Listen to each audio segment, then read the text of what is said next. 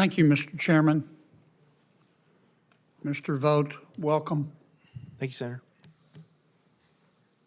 In my judgment, I do not know a single person in Washington or outside Washington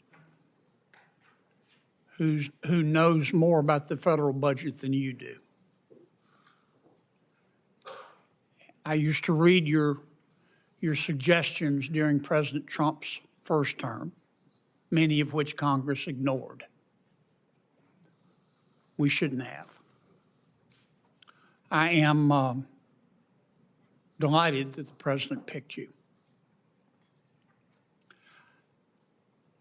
I have read that since 2019, the population of America has increased 2%, and our spending has increased 55%. Under President Biden, I wish him well. If we had discovered life on Mars, he would have sent it money. Is that sustainable? Senator, it's totally unsustainable, and the problem is that you go on these trajectories that we are currently on, and you don't know when you're going to get to the point of which you have some major problems as an economy and as a country, and we know that historically.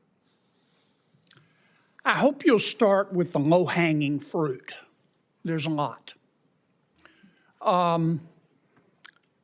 When we sent out stimulus checks to save our economy, $1.6 billion went to dead people, and the checks were cashed, obviously fraud.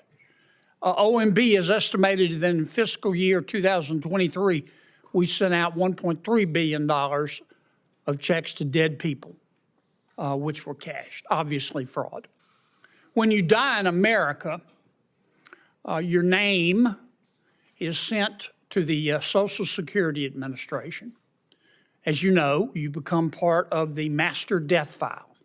Senator Carper and I discovered that Social Security would not share that information with any other department of government. So we passed a bill saying you have to share it with Treasury and other people who write checks, so we'll stop paying dead people. Duh.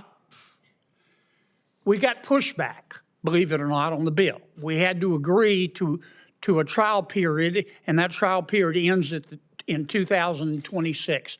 Will you help us make that program permanent so we can stop paying dead people? Yes, Senator. Now, you've served in Washington for years. You're going to be challenging the status quo. You're going to be called crazy.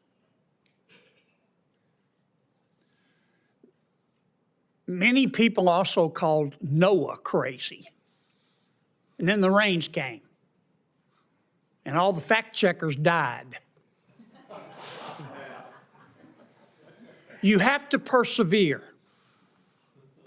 Now, I'm not asking you to get ahead of President Trump. But if you were king for a day, tell me how you would save money in the federal budget without impacting the American people.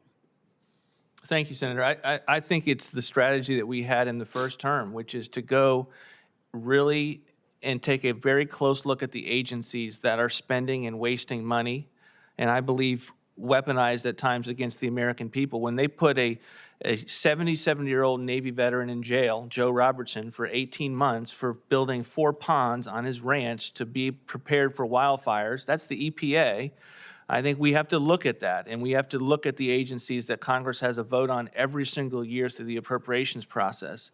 And then I think we need to go after the mandatory programs that Senator Cornyn mentioned that are keeping people out of the workforce because they have become not just a social safety net, but they have become a benefit hammock, and increasingly so in the aftermath of COVID, as many of these policies were impacting people's decisions to go back into the workforce. And I believe, and because we produce budgets along these lines, you can get sizable levels of savings and reforms that can lead to a balanced budget and get us back headed in a fiscal trajectory, not only that we would be all be proud of, but we could say, this is going to keep us from fiscal ruin. My time's expired. Ella Porter, do you have anything you'd like to add? Okay, now's your shot. Thank you, Mr. Vought, for your time. Thank you. Congratulations.